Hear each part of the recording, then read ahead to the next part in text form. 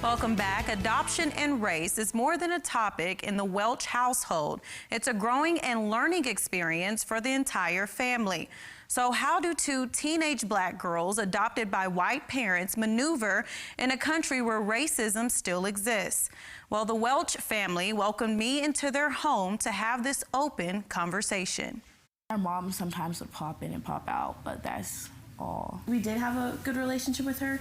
It just kind of faded. Around the age of 6, Manaya and Shania Welch learned they'd be adopted into a forever home. It was very unexpected. I was confused. I did not know anything about it. I thought I was in trouble. Now at 14 and 15, they're coming into the ages where gaining a sense of identity is prevalent. On top of being adopted, both girls are in a more different family structure than their friends. And as we got older, people started questioning it more. When I talk about my family and they expect my parents to be black and I tell them they're white, they get confused and then I have to explain the whole story to them.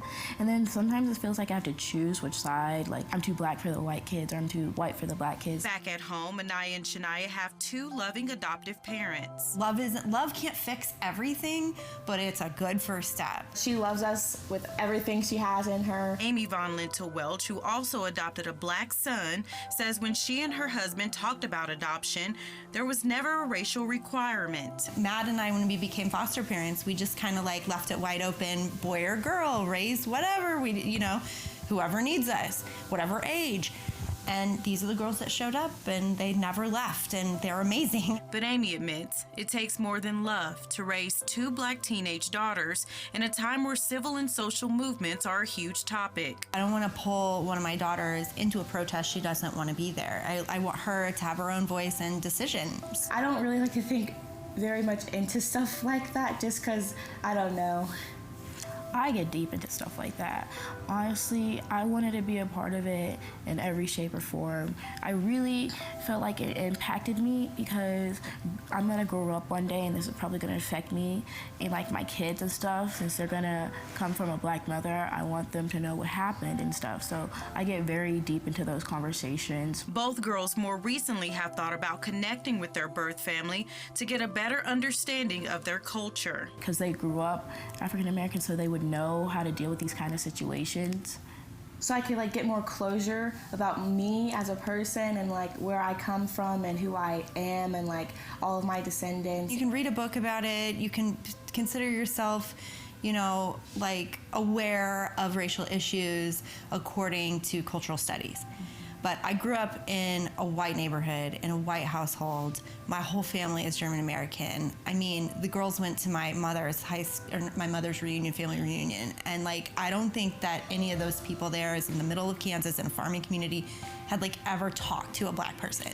Although there are current shows like NBC's This Is Us with an interracial adoption storyline, Manaya and Shania rarely see their scenario represented in media. I thought I was really woke. Scott Mansfield, director of foster care homes at St. Francis Ministries in Amarillo, advises area families who interracially adopt.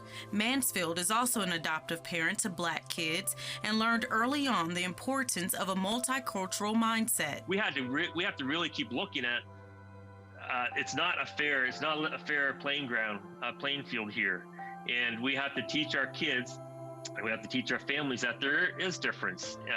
And they will be treated differently, even as a parent. As for Amy, it's all about keeping that open mindset and learning to have more conversations like this one. Even in the interview that you just conducted with them, I learned things that I didn't know about my own children. So I don't know why we have to go on TV to learn about our children, but I think it's good. Like the questions need to be asked and they need to be asked in different settings for comfort. And I think we need to talk about stuff, even if it's uncomfortable.